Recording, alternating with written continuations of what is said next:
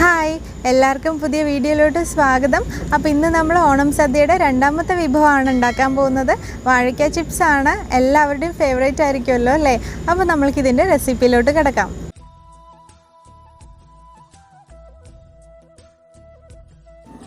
അപ്പോൾ നമ്മൾക്ക് ചിപ്സ് ഉണ്ടാക്കാൻ വേണ്ടിയിട്ട് ഞാൻ 2 ഏത്തയ്ക്ക എടുത്തിട്ടുണ്ട്. നല്ല പച്ച ആയിട്ടുള്ള ഏത്തയ്ക്ക വേണം എടുക്കാൻ വേണ്ടിയിട്ട്. ഇനി ഇതിൻ്റെ തൊലിയൊക്കെ നന്നായിട്ട് കളയുക. അതിനുശേഷം നമ്മൾക്ക് ഒരു പാൻ അടുപ്പത്ത് വെച്ച് അതിലോട്ട് എണ്ണ ഒഴിച്ച് നന്നായിട്ട് ചൂടാക്കണം. ഈ സമയം കൊണ്ട് നമ്മൾക്ക് 1 ടേബിൾ സ്പൂൺ വെള്ളത്തിൽ ഒരു 1/2 ടീസ്പൂണോളം ഉപ്പിടുക, പിന്നെ ഒരു 1/4 ടീസ്പൂൺ മഞ്ഞൾപ്പൊടിയും കൂടെ ഇട്ടിട്ട് ഈ മഞ്ഞ വെള്ളം കലക്കിയിട്ട് സൈഡിലോട്ട് മാറ്റി വയ്ക്കാം.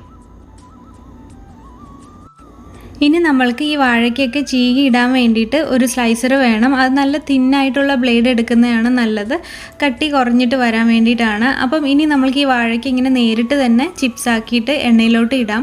ഇങ്ങനെ ചെയ്യുമ്പോൾ നമ്മൾക്ക് നല്ല ക്രിസ്പി ആയിട്ടുള്ള വാഴയ്ക്ക ചിപ്സ് കിട്ടും. അതിന് വേണ്ടിയിട്ടാണ് ഇങ്ങനെ ചെയ്യുന്നത്. പിന്നെ നല്ല ചൂടായിട്ടുള്ള എണ്ണയിലോട്ട് തന്നെ ഇടണം. പിന്നെ ചിപ്സ് ഇടുന്ന സമയത്ത് മീഡിയം ഫ്ലെയിമിൽ വെച്ചിട്ട് വേണം ചെയ്യാൻ വേണ്ടിയിട്ട്.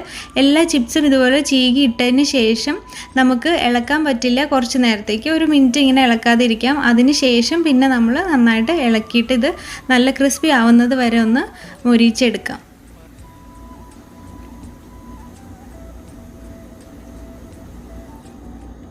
ഇങ്ങനെ ഇളക്കിക്കൊണ്ടിരിക്കുമ്പോഴേ നമുക്കറിയാൻ പറ്റുമല്ലോ, അതിൻ്റെ സൗണ്ടൊക്കെ ഇങ്ങനെ കൂട്ടിമുട്ടുന്ന സൗണ്ടൊക്കെ വരും.